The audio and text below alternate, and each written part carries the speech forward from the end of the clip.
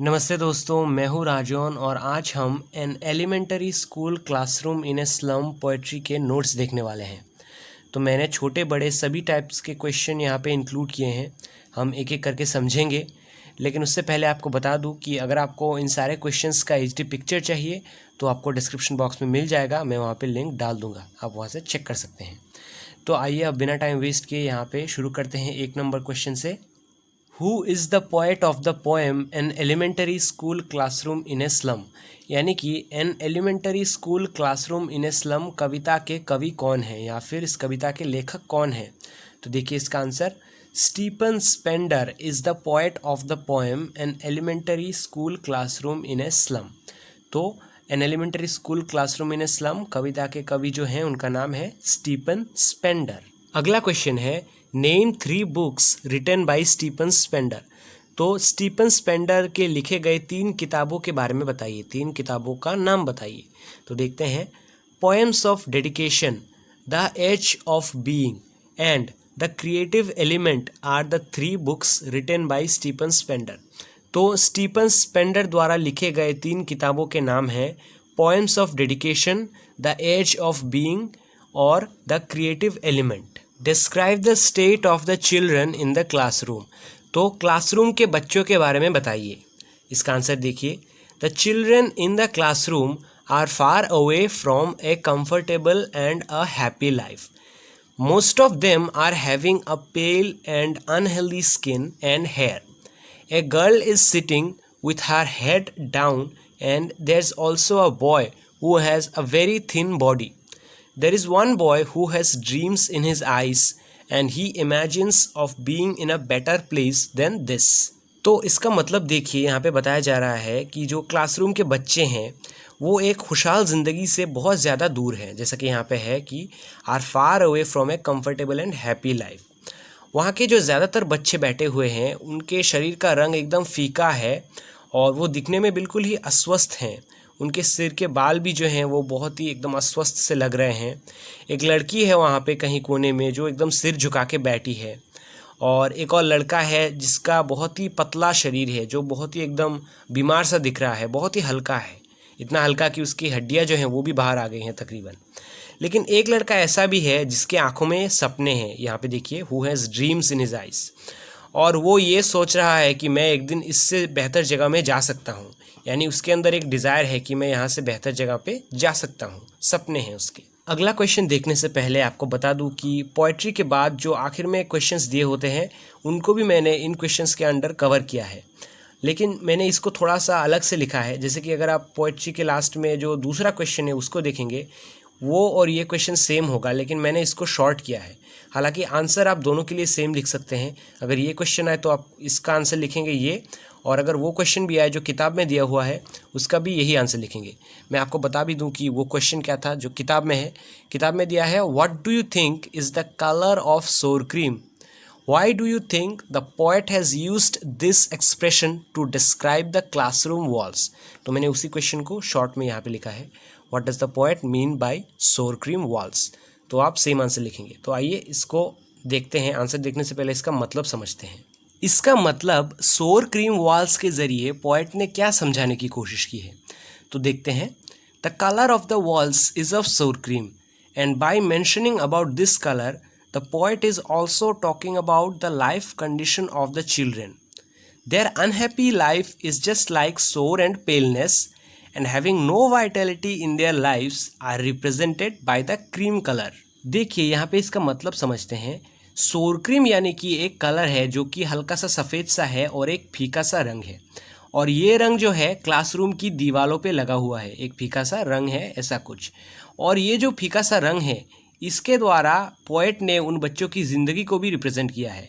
जिस तरीके से ये जो वॉल है फीके हैं, इनमें अलग अलग कुछ रंग बिरंगी चीज़ें नहीं हैं। बच्चों की ज़िंदगी अभी फीकी है, रंग बिरंगी चीज़ें उनमें नहीं हैं। ये दोनों को मतलब सिमिलैरिटी है इन दोनों में, बच्चों की ज़िंदगी में और इस रंग में, इसलिए दोनों को कंपेयर कह सकते हैं यहाँ पे पोएट ने किया है।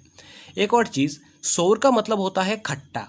तो बच्चों की ज़िंदगी भी ऑब्वियसली खट्टी है, मिठास भरी तो नहीं है। कितने ज़्यादा दुख हैं उनके जीवन में और बहुत सी कठिनाइयों का सामना उन्हें करना पड़ता है। तो ये जो खट्टापन है इसी शोर के ज़रिए उनको बताया गया है। तो यही है similarity. What are there in the walls of the classroom, तो क्लासरूम की दीवारों पे क्या क्या लगी हुई हैं, देखते हैं इसका answer. There are pictures of Shakespeare, civilized dome, valleys and a map in the walls of the classroom. तो क्लासरूम की दीवारों पे इन सब चीज़ों की फ़ोटो और एक मैप लगा हुआ था। तो किन चीज़ों की फ़ोटो? शेक्सपियर आपको तो पता ही होगा कि एक बहुत ही महान कवि। सिविलाइज्ड डोम्स यानी कि बड़े बड़े महल, एकदम जो राजा के महल होते हैं ना, वो सारी चीज़ें। और वैलीज यानी कि घाटियाँ। उसके बाद देखते हैं हमारा अगला क्वेश्चन है जो कि है 6th number question. How the life of the children of the slum are different from other children. अगला क्वेश्चन है 6th क्वेश्चन जो कि है how the life of the children of the slum are different from other children, यानी कि बस्ती में रहने वाले बच्चों की ज़िंदगी आम बच्चों की ज़िंदगी से कैसे अलग है। देखते हैं इसका answer. The major differences between the life of the children of the slum and the life of a normal children are the basic necessities. The children of the slum do not get the food, clothing and the shelter properly. Also, they don't get to enjoy the freedom of life. आइए अब इसे समझते हैं। तो बस्ती में रहने वाले जो बच्चे हैं और जो दूसरे बच्चे हैं, इन दोनों में जो बड़ा अंतर है वो है ज़िंदगी की आम ज़रूरतों का। जैसे कि यहाँ पे आप देखिए, फूड, क्लोथिंग और शेल्टर जो है, यानी कि खाना, कपड़ा और मकान जो है, ये सारी चीज़ें तो आम बच्चों के लिए आसानी से मिल जाती हैं, लेकिन जो बस्ती में रहने वाले बच्चे हैं उनके लिए ये बहुत ही मुश्किल से मिलता है। तो ये हो गया इन दोनों के बीच का, मतलब कि इन दोनों टाइप्स के बच्चों के बीच का मेन अंतर, मेन डिफरेंस। दूसरी जो चीज़ है, जो बस्ती में रहने वाले बच्चे हैं उनके लिए ज़िंदगी की कोई आज़ादी नहीं है। जैसे कि दूसरे बच्चे हैं वो बचपना जो है, अपने बचपन में बहुत सी चीज़ें एंजॉय करते हैं, खेलने कूदने जाते हैं और भी बहुत सी चीज़ें हैं। लेकिन जो बस्ती में रहने वाले बच्चे हैं उनके लिए ये एन्जॉयमेंट कुछ भी नहीं है। उन्हें बस काम करना पड़ता है, जो अपनी मामूली सी ज़रूरत है उनको भी पूरा करने के लिए काम वाम करना पड़ता है। अच्छे से पढ़ भी नहीं पाते और एन्जॉयमेंट तो आप भूल ही जाइए। तो ये जो है बेसिक डिफरेंस यहाँ पे पोएट ने बताया है इसी पोएम में। What message do you think Stephen Spender is trying to convey through the poem An Elementary School Classroom in a Slum? तो जो कविता है An Elementary School Classroom in a Slum, इसके ज़रिए स्टीफन स्पेंडर जो कवि हैं वो कौन सा मैसेज देना चाह रहे हैं हमें, या फिर कौन सी चीज़ हमें समझाना चाह रहे हैं। तो आइए इसका आंसर देखते हैं। Through this poetry the poet is trying to describe the theme of social injustice and class inequalities of civilized people and poor slum people. The civilized people get their basic necessities and also they have the freedom to do so many things in life. But the poor slum people don't even get their basic necessities properly, which are food, clothing and shelter. The poet wants society to fulfill this gap by educating them first. अब आइए इसे समझते हैं। तो इस कविता के ज़रिए कवि स्टीफन स्पेंडर बस्ती के लोग और समाज के आम पढ़े लिखे लोगों के बीच जो सामाजिक असमानता है उस चीज़ के बारे में बात करना चाह रहे हैं।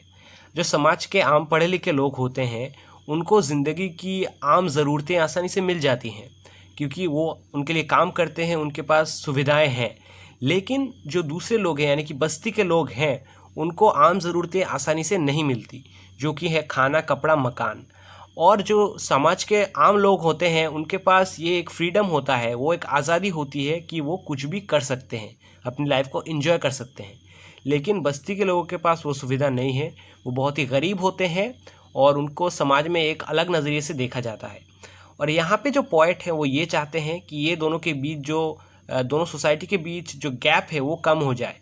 जो बस्ती के लोग हैं उन्हें भी शिक्षा मिले, वो भी पढ़े लिखे बने और तरक्की करें और ये गैप ख़त्म हो जाए। The walls of the classroom are decorated with the pictures of Shakespeare, buildings with domes, world map and beautiful valleys. How do these contrast with the world of these children. तो classroom की जो दीवारें हैं वो इन photos से, यानी कि Shakespeare के फ़ोटो से, बड़े बड़े महलों के फ़ोटो से, सुंदर घाटियों के फ़ोटो से और दुनिया के मैप से सजे हुए हैं। और इन सब चीज़ों का जो महत्व है उसमें और इन बच्चों की ज़िंदगी में क्या अंतर है, इसी चीज़ के बारे में आपको बताना है। आई होप आप क्वेश्चन समझ गए होंगे। अभी आंसर देखते हैं और समझते हैं. There's a huge contrast between the world of these slum children and the pictures on the wall, because these pictures on the walls symbolize well-being, success, achievement and enthusiasm, and the lives of the slum children are filled with helplessness, poverty and disappointment. It is actually quite a strange thing that what these pictures on the wall mean are far away from the slum children. तो दीवारों पे लगी ये जो तस्वीरें हैं, इनका जो भी महत्व है वो और इन बच्चों की ज़िंदगी में एक बहुत ही बड़ा अंतर है, क्योंकि ये जो तस्वीरें हैं इनका मतलब है सफलता, उपलब्धि और अच्छाई, लेकिन इन बच्चों की ज़िंदगी तो मजबूरी, दुख और एकदम गरीबी से भरी हुई है.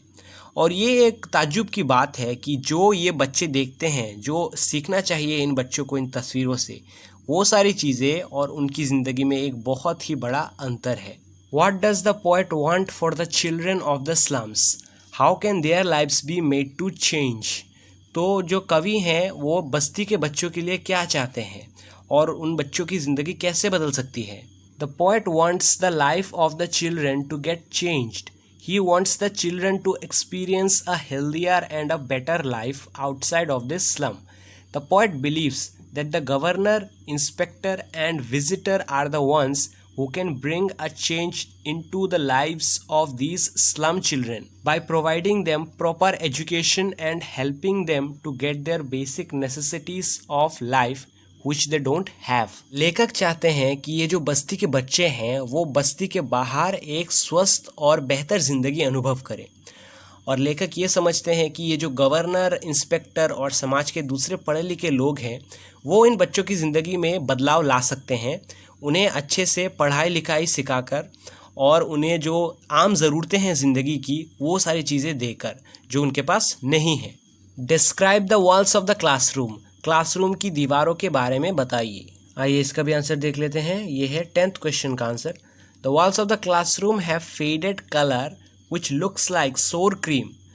There are pictures of Shakespeare, buildings with domes, world maps and beautiful valleys in the walls of the classroom. यहाँ पे देखिए मैप्स नहीं होगा, मैप होगा. दुनिया का तो यार एक ही मैप होता है.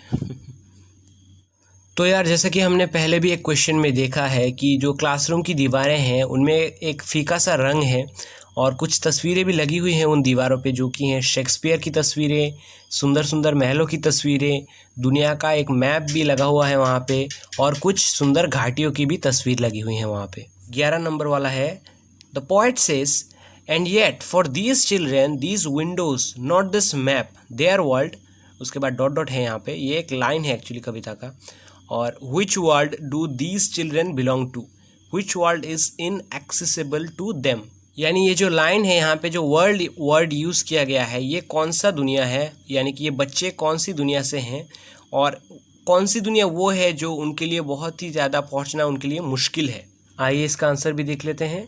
These children belong to a world where they need to fight for their basic necessities of life. They don't have the freedom to enjoy their life. Also, they do not get the education properly. They have never gone out of their slum, and so the life of freedom, happiness and success is inaccessible for them. They are far away from a healthier and a better life. तो आइए अब इसका मतलब समझते हैं. तो बस्ती के जो आम बच्चे हैं ये उस दुनिया से हैं जहां उन्हें ज़िंदगी की आम ज़रूरतों के लिए भी लड़ना पड़ता है. उनके पास ज़िंदगी एंजॉय करने के लिए कोई भी आज़ादी नहीं है और उन्हें शिक्षा भी अच्छे से नहीं मिल पाती. वो कभी अपने बस्ती से बाहर भी नहीं गए, इसलिए एक स्वस्थ, एक सफलता भरी और खुशहाल ज़िंदगी से वो बहुत ही ज़्यादा दूर हैं और एक बेहतर ज़िंदगी उनसे दूर है. 12th क्वेश्चन है what does the poet mean by gusty waves. यानी कि पोएट्री में जो ये वर्ड्स हैं गस्टी वेव्स, इनसे कवि का क्या मतलब है. तो देखते हैं इसका answer. By gusty waves, the poet means the beautiful sights of the nature which the people of slum don't get to see. तो गस्टी वेव से कवि का मतलब है कुदरत के सुंदर नज़ारे जो कि बस्ती के लोग कभी देख नहीं पाते क्योंकि वो कभी बस्ती से बाहर ही नहीं जा पाते. अगला क्वेश्चन है Why the girl in the classroom is sitting with her head weighted down. तो क्लासरूम में जो लड़की बैठी हुई है वो सिर झुकाकर क्यों बैठी हुई है. इसका भी आंसर देखते हैं। The girl in the classroom is sitting with her head weighted down because she has the thoughts of misfortune in her mind. तो क्लासरूम में लड़की इसलिए सर झुका के बैठी हुई है क्योंकि उसके दिमाग में उसके जो दुर्भाग्य हैं, जो प्रॉब्लम्स है, इन सारी चीज़ों से रिलेटेड थॉट्स आ गए हैं। Why is the future of these children painted with a fog. अरे यार, यहाँ पे मैंने गलती कर ली, सॉरी, यहाँ पे एल हो गया, ये टी देना है हमें। हाँ, तो अभी देखते हैं, why is the future of these children painted with a fog. हाँ, अभी सही है। तो इन बच्चों का जो भविष्य है, इनका जो फ्यूचर है, वो एकदम मतलब कोहरा से क्यों भर गया है, ऐसा क्यों लग रहा है, या फिर ऐसा क्यों पोएट ने भी कहा है, ये भी क्वेश्चन हो सकता है, मतलब अलग से हो सकता है। अब देखते हैं इसका answer. The future of these children is painted with a fog because looking at the present situation, looking at there present situation, the future is dark और अनसर्टेन। तो इसका मतलब है, इसलिए कहा गया है कि उनका भविष्य कोहरा से मानो भर गया है क्योंकि उनके वर्तमान परिस्थिति को देखते हुए, जो अभी वो है जैसे, उस चीज़ को देखते हुए इनका भविष्य एकदम अंधकार कह सकते हैं, या फिर बिल्कुल अनसर्टेन है, यानी कि कुछ भी कहा नहीं जा सकता कि ये सफल होंगे या असफल होंगे। इसीलिए यहाँ पे बोला गया है painted with A fog. I hope आपको समझ में आ गया होगा। अगर नहीं आया तो कमेंट सेक्शन में पूछो। 15th क्वेश्चन है, what do you understand by from fog to endless night. यानी कि ये एक लाइन है पोइट्री का, फ्रॉम फॉग टू एंडलेस नाइट। इस लाइन से आप क्या समझते हो? तो देखते हैं इसका answer. By from fog to endless night the poet means that from morning to night these slum children are living a life of poverty, helplessness and sufferings। यहाँ पे भी फुल स्टॉप नहीं दिया यार, मैं भी ना आज तो कुछ ज़्यादा ही गलती हो गई। तो एनीवे, इसका मतलब देखते हैं। देखिए, फ्रॉम फॉग, फॉग कब आता है? सुबह, कोहरा सुबह को आता है ना, तो ये इसका मतलब हो गया सुबह। और एंडलेस नाइट यानी कि रात, तो सुबह से रात तक। तो सुबह से रात तक ये जो बस्ती के बच्चे हैं वो एक ज़िंदगी गुजारते हैं, बहुत ही गरीबी भरी ज़िंदगी, बहुत ही असहाय ज़िंदगी, और बहुत कुछ भोगना पड़ता है इन्हें, बहुत ही कष्ट सहना पड़ता है। इसी चीज़ को यहाँ पे समझाया है, यानी कि ये जो लाइन है दिन से रात तक, तो इसी चीज़ को यहाँ पे बताया गया है। What has the poet compared the children to. तो कवि ने इन बच्चों की तुलना किस चीज़ के साथ की है? देखते हैं इसका answer. The poet has compared the children to the rootless weeds because the way rootless weeds do not have a certainty of growing as a plant, the reason being they generally germinate at a wrong place. Similarly, these slum students also have no certainty of their future because they are at a place where they neither get their basic necessities of life nor they are getting their proper education which is required to make their future better. आइए इसे समझते हैं। तो यहाँ पे कवि ने बच्चों की तुलना, उन बस्ती के बच्चों की तुलना रूटलेस वीड्स के साथ की है। अब आप पूछेंगे कि यार ये रूटलेस वीड्स क्या होता है? तो देखिए, रूटलेस वीड्स यानी कि वो पेड़ पौधे तो नहीं, वो घास फूस जिनकी जड़ें नहीं होती हैं और जो गलत जगह पे उगते हैं। ऑब्वियसली जड़ें थोड़ी बहुत तो होंगी, मतलब वो जड़ें सुरक्षित नहीं हैं, वो एकदम कैसे भी करके हैं, मतलब पूरी हेल्दी नहीं है, जो कि फटे हुए रोड या फिर ऐसे किसी जगह पे उग जाते हैं। तो ये जो सिमिलैरिटीज़ हैं वो बच्चों के साथ भी हैं, उन स्लम के बच्चों के साथ। ये जो बच्चे हैं वो भी एक ऐसी जगह पे हैं जहाँ पे उनका कोई श्योरिटी नहीं है कि उनका फ्यूचर अच्छा होगा, क्योंकि वो एक बुरी जगह पे हैं, स्लम में हैं, जहाँ पे उन्हें अच्छे से शिक्षा नहीं मिलती।